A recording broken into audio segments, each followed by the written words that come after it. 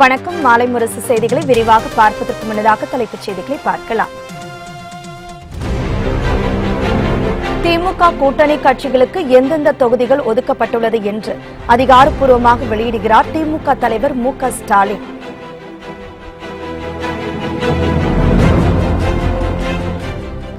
பாலியல் வன்கொடுமைக்கு எதிராக முதலமைச்சர் எடப்பாடி பழனிசாமி என்ன நடவடிக்கை எடுக்கப் போகிறார்? பொள்ளாச்சி விவகாரத்தில் மக்கள் நீதி மய்யம் தலைவர் கமலஹாசன் சரமாரி கேள்வி.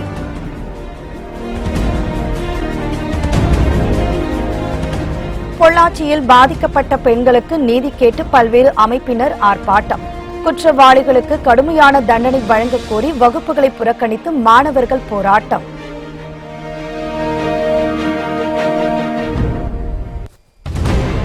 தமிழகத்தில் பணிபுரியும் மத்திய அரசு ஊழியர்களுக்கு 3% அகவிலைப்படி உயர்வு ஜனவரி 1ஆம் தேதி முதல் முன் தேதியிட்டு வழங்கப்படும் என தமிழக அரசு அறிவிப்பு.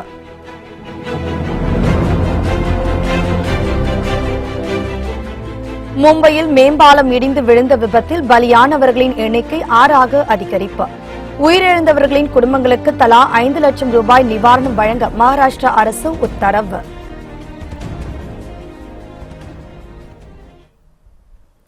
மக்களவைத் தேர்தலில் திமுக கூட்டணியில் உள்ள கட்சிகளுக்கு எந்தெந்த தொகுதிகள் என்பதை அதிகாரப்பூர்வமாக திமுக தலைவர் மு.க. ஸ்டாலின் இன்று அறிவிக்கிறார். மக்களவை மற்றும் தமிழக சட்டமன்ற இடைத்தேர்தலையும் சந்திக்க அதிமுக மற்றும் திமுக கூட்டணி கட்சிகள் ஆர்வம் காட்டி வருகின்றன. இரு கட்சிகளும் கூட்டணி கட்சிகளுடன் தொகுதி உடன்பாடு ஒப்பந்தம் செய்யப்பட்டுள்ளது. திமுக கூட்டணியில் காங்கிரசுக்கு 10 தொகுதிகளும், இந்திய கம்யூனிஸ்ட், மார்க்சிஸ்ட் கம்யூனிஸ்ட், விடுதலை சிறுத்தைகள் ஆகிய கட்சிகளுக்கு தலா 2 தொகுதிகளும் ஒதுக்கப்பட்டன. மேலும் மதிமுக, கொங்கு நாடு மக்கள் தேசிய கட்சி, இந்தியன் யூனியன் முஸ்லீம் லீக், ஐஜேகே ஆகிய கட்சிகளுக்கு தலா 1 தொகுதி ஒதுக்கப்பட்டதை அடுத்து மீதமுள்ள 20 தொகுதிகளில் திமுக போட்டியிடுவது என முடிவு எடுக்கப்பட்டது. இதனையடுத்து கூட்டணி கட்சிகளுக்கு எந்தெந்த தொகுதிகள் ஒதுக்குவது குறித்த பேச்சுவார்த்தை கடந்த சில நாட்களாக சென்னை அண்ணா அறிவாலயத்தில் நடைபெற்று வந்தது.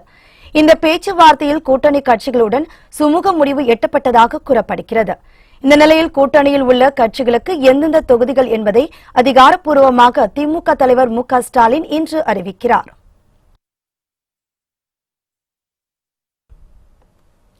திமுக கூட்டணியில் புதுச்சேரியில் காங்கிரஸ் வேட்பாளர் நிறுத்துவது உறுதியாகிவிட்டது என முதலமைச்சர் நாராயணசாமி தெரிவித்துள்ளார்.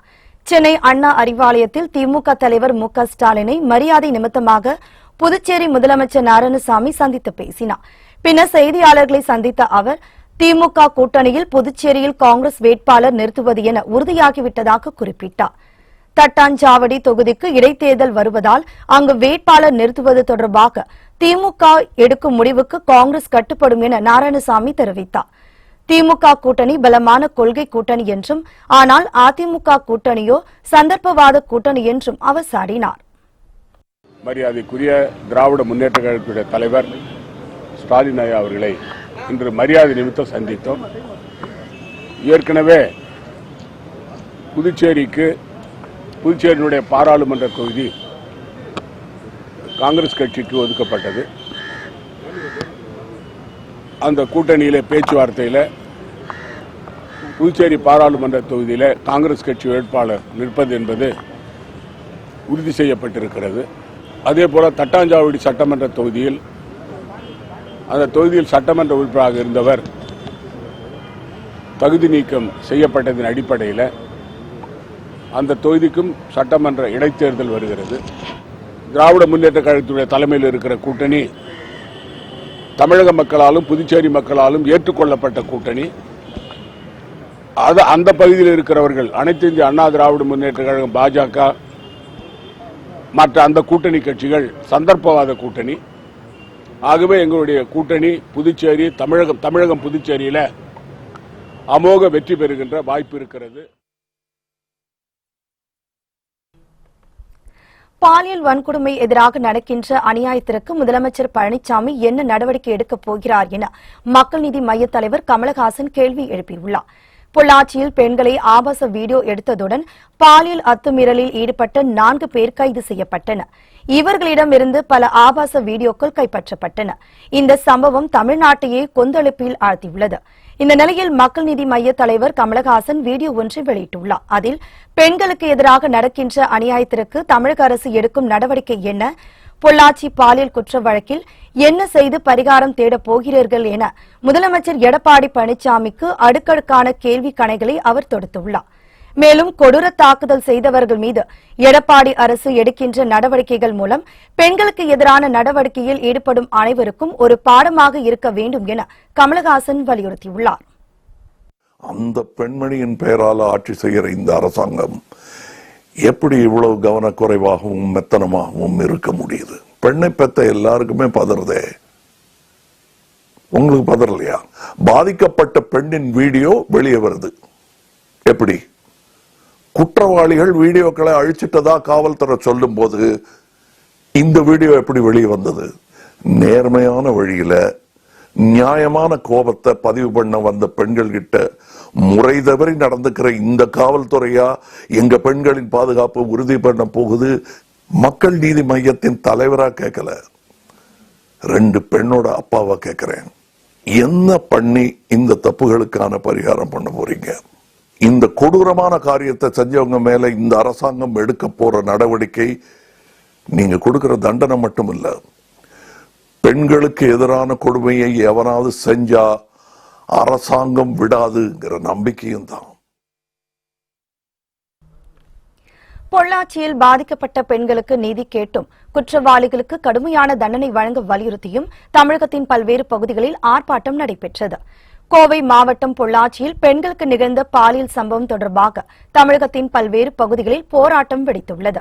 ஆங்காங்கே பல்வேறு அமைப்பினர் கலந்து கொண்டு மறியல் ஆர்ப்பாட்டங்களில் ஈடுபட்டு வருகின்றனர்.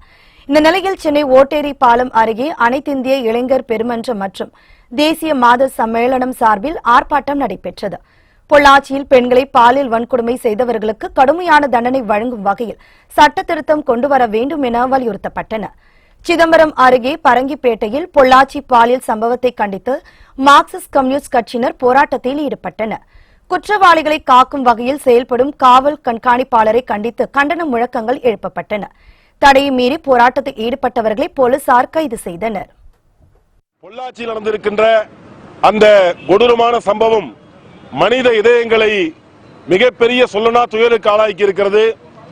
பல நூற்றுக்கணக்கான பெண்களை சீரழித்த கயவாளிகளை பிடிக்க வேண்டிய அந்த மாவட்ட எஸ்பி அவர் திருப்பூரில் இருக்கும்போது டாஸ்மார்க் எதிராக போராடிய பெண்களின் கன்னத்தை பதம் பார்த்தவர். குற்றம் வெளியான அன்றே அவர் பேட்டி அளிக்கிறார். இதுல 4 பேர் தான் சம்பந்தம், அரசியல்வாதி சம்பந்தம் கிடையாது, 3 வீடியோ தான் வந்திருக்குன்னு சொல்றாரு. ஆனால் உண்மை என்ன? நூற்றுக்கணக்கான வீடியோ நீங்க வெளில வந்துகிட்டே இருக்கு. அந்த குழந்தைகள் கதறிக்கொண்டே இருக்கின்றார்கள். அந்த பொள்ளாச்சி சம்பவத்தில் ஈடுபட்ட உண்மையான குற்றவாளிகளை, அது எவ்வளவு பெரிய அரசியல் செல்வாக்கு படைத்தாலும் ஆளுங்கட்சி பிரமா இருந்தாலும் காவல்துறை கைது செய்ய வேண்டும். பொள்ளாச்சியில் பாதிக்கப்பட்ட பெண்களுக்கு நீதி கேட்டு விழுப்புரம் மாவட்ட ஆட்சியர் அலுவலகம் முன்பு சாலை மறியல் போராட்டம் நடைபெற்றது. இந்த போராட்டத்தில் இந்திய ஜனநாயக வாலிப சங்கம், இந்திய மாணவ சங்கம் மற்றும் அனைத்திந்திய ஜனநாயக மாத சங்கம் உள்ளிட்ட அமைப்புகள் சார்பில் நடைபெற்ற போராட்டத்தில் ஏராளமானோர் கலந்து கொண்டனர். சிதம்பரம் அண்ணாமலை பல்கலைக்கழகத்தில் பொள்ளாச்சியில் பெண்களை ஏமாற்றி பாலியல் வன்கொடுமை செய்யப்பட்டதை கண்டித்து 2வது நாளாக கல்லூரி மாணவ மாணவிகள் வகுப்புகளை புறக்கணித்து போராட்டத்தில் குதித்தனர். உண்மை குற்றவாளிகளை கைது செய்ய கோரி அவர்கள் கண்டன கோஷங்களை எழுப்பினர். இந்த மாதிரி அசிங்கப்படுத்திருக்காங்க. இது எங்க பெண்கள் எல்லாருக்குமே அசிங்கம். எல்லா ஸ்டூடெண்ட்ஸ்ல இருந்து அம்மாக்கள்ல இருந்து எல்லாருக்கும் அசிங்கம். இந்த 4 நாய்களையும் தெருவுல ஓட விட்டு கல்லால அடிச்சு கொள்ளணுங்க. இந்த எலெக்ஷன் நடக்க கூடாது. இந்த 273 பொண்ணுங்களுக்கும் தீர்ப்பு கிடைக்கிற வரையும் எலெக்ஷன் நடக்க கூடாது. எங்க ஸ்டூடெண்ட் பக்கத்துல இருந்து எந்த ஓட்டும் வராது. இந்த அரசை கலைச்சிட்டு வேற அரசை கொண்டு வரணும். இதேபோல் சிவகங்கை மாவட்டம் தேவக்கோட்டையில் தனியார் கல்லூரி மாணவ மாணவிகள் பொள்ளாச்சி சம்பவத்தை கண்டித்து வகுப்புகளை புறக்கணித்து ஆர்ப்பாட்டத்தில் ஈடுபட்டனர். இதில் 500க்கும் மேற்பட்டோர் கலந்து கொண்டனர். பொள்ளாச்சி பாலியல் வன்கொடுமை குறித்த தகவல்களை பொதுமக்கள் தொலைநகல் மற்றும் தொலைபேசி மூலம் தெரிவிக்கலாம் என சிபிசிஐடி அறிவிப்பு வெளியிட்டுள்ளது. பொள்ளாச்சி ஆபாச வீடியோ கும்பலால் பாதிக்கப்பட்டவர்கள் சிபிசிஐடி அதிகாரிகளை தொடர்பு கொண்டு புகார் அளிக்கலாம் என்றும் புகார் அளிப்பவர்கள் ரகசியம் காக்கப்படும் என்றும் சிபிசிஐடி சார்பில் தெரிவிக்கப்பட்டுள்ளது. வழக்கு தொடர்பான புகைப்படம் மற்றும் வீடியோக்களை 9488442993 என்ற செல்போனுக்கு வாட்ஸ்அப் அனுப்பில் அனுப்பலாம் என்றும் தெரிவிக்கப்பட்டுள்ளது. cbcid@gmail.com என்ற மின்னஞ்சல் முகவரிக்கும் பொள்ளாச்சி ஆபாச பட கும்பல் குறித்த விவரங்களை அனுப்பலாம் என்றும் காவல்துறை அறிவிப்பு செய்துள்ளது. இதனிடையே முதல் குற்றவாளியான திருநாவுக்கரசு பொள்ளாச்சி வீட்டில் சிபிசிஐடி போலீசார் சோதனை மேற்கொண்டனர். 4 மணி நேரமாக நடத்தப்பட்ட சோதனையில் முக்கிய ஆவணங்கள் கைப்பற்றியதாக கூறப்படுகிறது.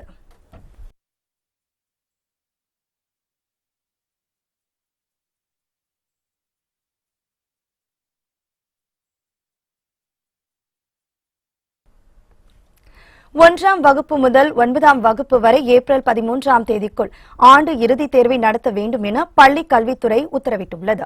இது தொடர்பாக முதன்மை கல்வி அலுவலர்களுக்கு அனுப்பியுள்ள சுற்றறிக்கையில் நாடாளுமன்ற தேர்தல், சட்டமன்ற தேர்தலுக்கு முன்பாகவே பள்ளிகளுக்கு ஆண்டு இறுதித் தேர்வை நடத்தி முடிக்க வேண்டும் என குறிப்பிடப்பட்டுள்ளது.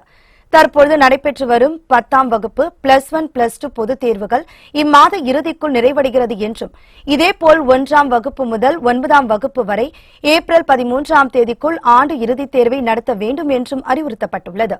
மேலும் ஆண்டு இறுதித் தேர்வு கால அட்டவணையை மாவட்ட அளவில் அந்தந்த முதன்மை கல்வி அலுவலர்கள் அனைத்து அரசு மற்றும் அரசு உதவி பெறும் பள்ளிகளுக்கு சுற்றறிக்கையாக உடனே அனுப்பி தேர்வுகளை நடத்தி முடிக்க வேண்டும் என்று கேட்டுக் கொள்ளப்பட்டுள்ளது.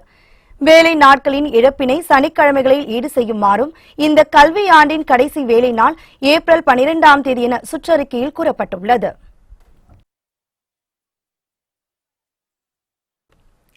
ராஜஸ்தான் பாலைவனத்தில் இந்திய ராணுவத்தின் புதிய ஏவுகணை சோதனை வெற்றிகரமாக நடத்தப்பட்டது. ராணுவத்தில் பயன்படுத்தப்படவுள்ள MB-ADGM ஏவுகணை 2 முதல் 3 கிலோமீட்டர் தூரம் சென்று இலக்கை தாக்கக்கூடிய வல்லமை பெற்றது. இந்த ஏவுகணை முழுக்க முழுக்க உள்நாட்டிலேயே தயாரிக்கப்பட்டது. இந்த நிலையில் MB-ADGM ஏவுகணை சோதனையை DRDO எனப்படும் பாதுகாப்பு ஆராய்ச்சி மற்றும் மேம்பாட்டு அமைப்பு நேற்றிரவு ராஜஸ்தான் பாலைவனத்தில் வெற்றிகரமாக சோதனை நடத்தியது.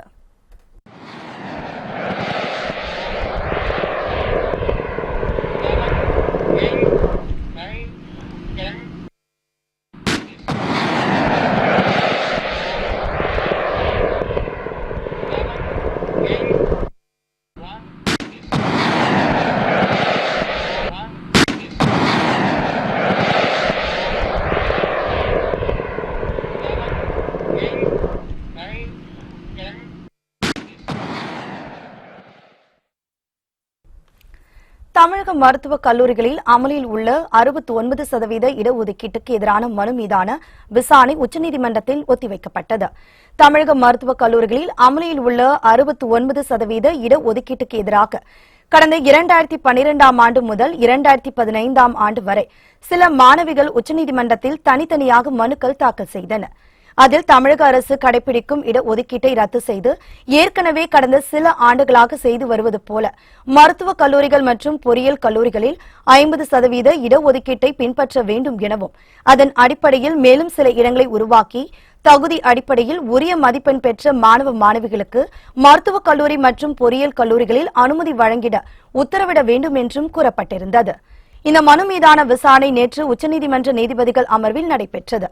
மனுதாரர் தரப்பில் வக்கீல் சிவபாலமுருகன், தமிழக அரசு தரப்பில் வழக்கறிஞர் யோகேஷ் கண்ணா ஆகியோர் ஆஜராகியிருந்தனர். பின்னர் விரிவான இறுதி விசாரணைக்காக வழக்கை 6 வாரங்களுக்கு ஒத்திவைத்து நீதிபதிகள் அருண் மிஸ்ரா, நவீன் சின்ஹா ஆகியோர் உத்தரவிட்டனர்.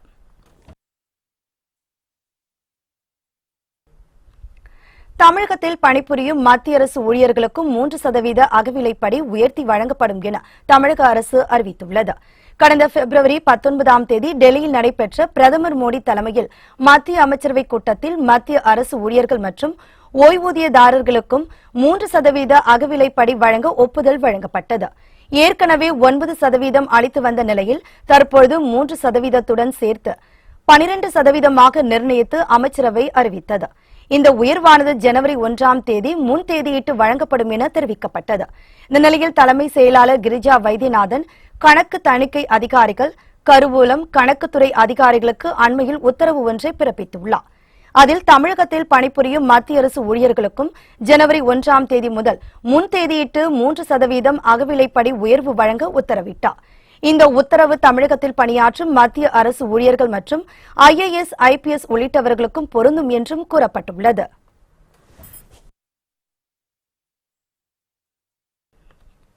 மும்பையில் மேம்பாலம் இடிந்து விழுந்த விபத்தில் உயிரிழந்தவர்களின் எண்ணிக்கை 6ஆக அதிகரித்துள்ளது. பலியானவர்களின் குடும்பங்களுக்கு தலா 5 லட்சம் ரூபாய் நிவாரணம் வழங்க மகாராஷ்டிர அரசு உத்தரவிட்டுள்ளது.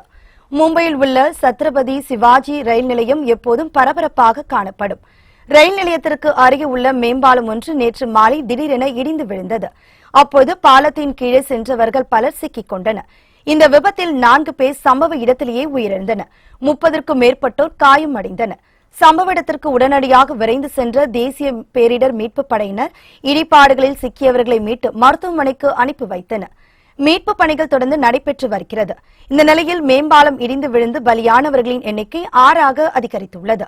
இதனிடையே விபத்தில் உயிரிழந்தவர்களின் குடும்பங்களுக்கு தலா 5 லட்சம் ரூபாய், காயமடைந்தவர்களுக்கு தலா 50,000 ரூபாய் நிவாரணம் வழங்கப்படும் என மகாராஷ்டிரா முதலமைச்சர் தேவேந்திர பட்னாவிஸ் தெரிவித்துள்ளார். மேலும் மேம்பாலம் இடிந்து விழுந்தது தொடர்பாக உயர்மட்ட விசாரணைக்கு அவர் உத்தரவிட்டுள்ளார். மும்பை நடை மேம்பால விபத்து தன்னை ஆழ்ந்த வருத்தத்தில் ஆழ்த்தியுள்ளதாக பிரதமர் நரேந்திர மோடி தனது இரங்கலை தெரிவித்துள்ளார். விபத்தில் உயிரிழந்தவர்களின் குடும்பத்தை எண்ணியே தனது எண்ணங்கள் உள்ளதாகவும் காயமடைந்தவர்கள் விரைவில் குணமடைய வேண்டுகிறேன் என அவர் குறிப்பிட்டுள்ளார். இந்தியாவின் பெருமையை உலகுக்கு பறைசாற்றிய விங் கமாண்டர் அபிநந்தனுக்கு அனைத்து சோதனைகளும் நிறைவடைந்ததை அடுத்து மருத்துவ விடுப்பில் அனுப்பப்பட்டுள்ளதாக விமானப்படை தகவல்கள் தெரிவிக்கின்றன. பாகிஸ்தானை சேர்ந்த ஜெய்ஷ் இ முகமது இயக்கம் காஷ்மீரின் புல்வாமா பகுதியில் நடத்திய வெடிகுண்டு தாக்குதலில் 40 இந்திய துணை ராணுவ படையினர் கொல்லப்பட்டனர். இதனையடுத்து இந்தியா நடத்திய பதில் தாக்குதலில் விமானி அபிநந்தன் பாகிஸ்தானால் கைது செய்யப்பட்டு 2 நாட்களுக்கு பின்னர் விடுவிக்கப்பட்டார். இதனைத் தொடர்ந்து இந்தியா வந்தடைந்த அபிநந்தனுக்கு முதல்கட்ட சிகிச்சைகள் மற்றும் விசாரணைகள் நடைபெற்றன.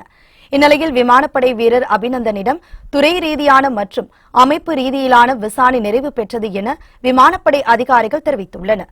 மேலும் மருத்துவர்களின் அறிவுரைப்படி அபிநந்தனுக்கு சில வாரங்கள் மருத்துவ விடுப்பு அளிக்கப்பட்டுள்ளதாகவும் விமானப்படை சார்பில் தெரிவிக்கப்பட்டுள்ளது.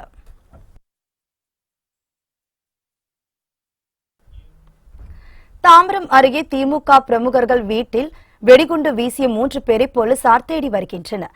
சென்னை தாம்பரம் அடுத்த மணிவாக்கம் பகுதியை சேர்ந்தவர் திமுக ஊராட்சி மன்ற முன்னாள் தலைவர் லோகநாதன். இவரது சகோதரர் சண்முகம் அதே ஊராட்சியின் திமுக செயலாளராக உள்ளார். ஒரே வளாகத்தில் அடுத்தடுத்த வீட்டில் இருவரும் வசித்து வருகின்றனர். இவர்களது வீட்டின் மீது நேற்றிரவு இருசக்கர வாகனத்தில் வந்த 3 பேர் கொண்ட கும்பல் பெட்ரோல் குண்டினை வீசியுள்ளனர். தகவல் அறிந்து சம்பவ இடத்திற்கு வந்த காவல்துறையினர் விசாரணை மேற்கொண்டுள்ளனர். அந்த பகுதியில் இருந்த சிசிடிவி கேமரா மூலம் ஆராய்ந்த போது இருசக்கர வாகனத்தில் வந்த 3வரில் கண்ணாடி போட்ட நபர் ஒருவர் பெட்ரோல் குண்டை வீசும் காட்சி பதிவாகியுள்ளது.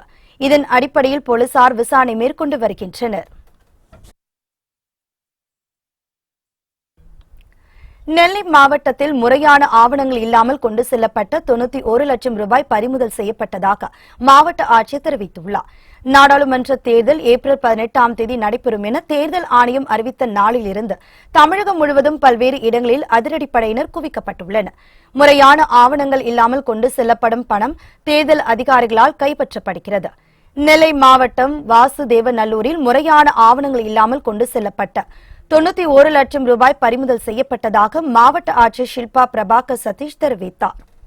90,84,000 வந்து கேஷ் சீஸ் பண்ணிருக்காங்க.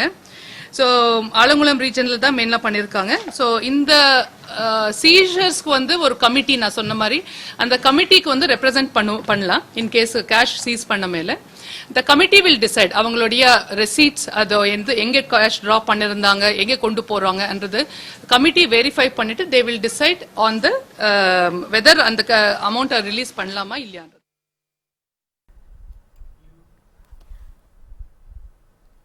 ராமநாதபுரம் மாவட்டம் புதுக்குளத்தூர் அருகே நடைபெற்ற வாகன சோதனையின் போது காரில் கொண்டு செல்லப்பட்ட 1,40,000 ரூபாயை பறிமுதல் செய்த அதிகாரிகள் அதனை மாவட்ட கருவூலத்தில் ஒப்படைத்தனர். இதனிடையே நாகை மாவட்டத்தில் தேர்தல் பறக்கும் படை அதிகாரிகள் மற்றும் காவல்துறையினர் வாகன சோதனையில் ஈடுபட்டிருந்தனர். அப்போது அவ்வழியாக வந்த காரை சோதனையிட்ட போது அதில் 2.5 லட்சம் ரூபாய் மதிப்பீட்டிலான கவரி நகைகள் பறிமுதல் செய்யப்பட்டது.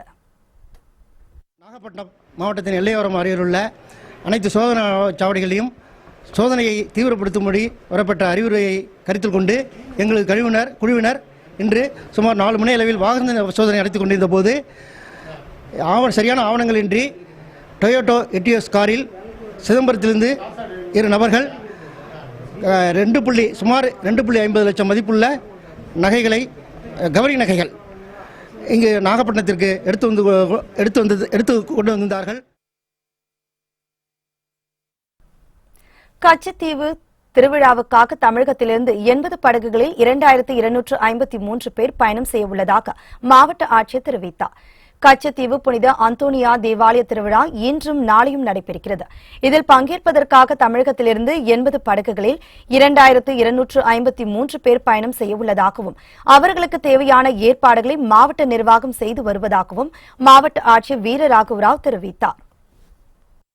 ராமேஸ்வரம் ஃபிஷிங் ஜெட்டிலிருந்து மொத்தம் 80 படகுகள், 65 மெக்கனைஸ் போட்ஸ் மற்றும் 15 கண்ட்ரி கிராஃப்ட்ஸ், மொத்தம் 80 படகுகளில் 2453 பில்கிரிம்ஸ், 2204 மெக்கனைஸ் போட்ஸில் 249 பில்கிரிம்ஸ் வந்து கண்ட்ரி கிராஃப்ட்ஸ் வள்ளங்களில் போவதாக திட்டம் வச்சிருக்கிறோம்.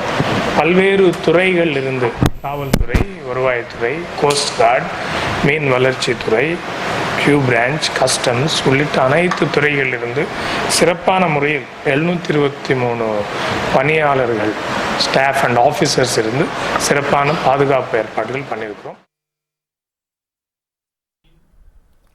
பள்ளி மாணவியிடம் பாலியல் சீண்டலில் ஈடுபட்ட ஆசிரியரை பூட்டி வைத்து கிராம மக்கள் முற்றுகை போராட்டம் நடத்தியதால் பரபரப்பு ஏற்பட்டது. விழுப்புரம் மாவட்டம் திருக்கோவிலூர் அருகே மேலக்கொண்டூர் கிராமத்தில் ஆரம்ப பள்ளி ஒன்று உள்ளது. 60க்கும் மேற்பட்ட மாணவ மாணவிகள் பயிலும் இப்பள்ளியில் தலைமை ஆசிரியர் உட்பட 2 பேர் மட்டுமே பணியாற்றி வருகின்றனர். இப்பள்ளியில் பணியாற்றிய இருவருமே உடல்நலன் கருதி விடுப்பில் சென்று விட்டதால் பக்கத்து கிராமத்தை சேர்ந்த 50 வயதான மைக்கேல் காந்திராஜ் மாற்றுப் பணியில் இங்கு வேலை செய்தார். இப்பள்ளியில் பயிலும் 4ஆம் வகுப்பு மாணவி ஒருவரிடம் மைக்கேல் பாலியல் சீண்டலில் ஈடுபட்டுள்ளார். அந்த மாணவி அலறி அடித்து அழுது கொண்டு ஓடி வர மாணவிக்கு நேர்ந்த கொடுமை கிராம மக்களுக்கு தெரிய வந்தது. இதனால் ஆத்திரமடைந்த கிராம மக்கள் பள்ளிக்கு வந்தபோது ஆசிரியர் மது போதையில் இருந்தது தெரிய வந்தது. இதனால் பள்ளியின் உள்ளே ஆசிரியரை சிறை வைத்த கிராமத்தினர் பள்ளியை முற்றுகையிட்டு போராட்டத்தில் ஈடுபட்டனர். தகவல் அறிந்து சம்பவ இடத்திற்கு வந்த போலீசார் பேச்சுவார்த்தை நடத்தி சம்பந்தப்பட்ட ஆசிரியர் மீது நடவடிக்கை எடுக்கப்படும் என உறுதி அளித்ததை அடுத்து பூட்டி வைக்கப்பட்டிருந்த ஆசிரியர் மீட்கப்பட்டார். இந்த சம்பவம் குறித்து போலீசார் வழக்கு பதிவு செய்து விசாரணை நடத்தி வருகின்றனர்.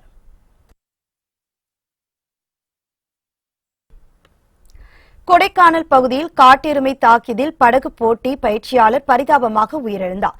திண்டுக்கல் மாவட்டம் கொடைக்கானல் அருகே உள்ள அட்டுவம்பட்டி சாலையில் ஜெபராஜ் என்பவருக்கு சொந்தமான தோட்டம் உள்ளது. இத்தோட்டத்தில் நுழைந்த காட்டெருமை விரட்டி அடிக்க ஜெபராஜ் முயன்றுள்ளார். அப்பொழுது காட்டெருமை தாக்கியதில் அவர் சம்பவ இடத்திலேயே பரிதாபமாக உயிரிழந்தார். ஜெபராஜ் வேக தடுப்பு படகு போட்டியில் தேசிய அளவிலான போட்டியில் பங்கேற்றுள்ளார். அது மட்டுமின்றி படகு போட்டி வீரர்கள் பலருக்கு பயிற்சியாளராக இருந்துள்ளார் என்பது குறிப்பிடத்தக்கது. கொடைக்கானல் மற்றும் சுற்றுவட்டார கிராமங்களில் தொடரும் வன விலங்குகளால் பொதுமக்களிடம் அச்சம் நிலவுகிறது. இதனிடையே குன்னூர் உதகை தேசிய நெடுஞ்சாலையில் அருவங்காடு பகுதியில் தண்ணீரை தேடி காட்டெருமை சாலையில் உலா வந்ததால் அப்பகுதி மக்களிடையே பரபரப்பு ஏற்பட்டது. பொதுமக்கள் நடமாடும் பகுதியில் காட்டெருமை உள்ளே நுழைந்ததால் மக்கள் சிதறடித்து நாலாபுறமும் ஓடினர். இதனால் அப்பகுதியில் சிறிது நேரம் போக்குவரத்து பாதிக்கப்பட்டது. வனத்துறையினர் வன விலங்குகளை மீட்டு காட்டிற்குள் விட வேண்டும் என பொதுமக்கள் கோரிக்கை வைத்துள்ளனர்.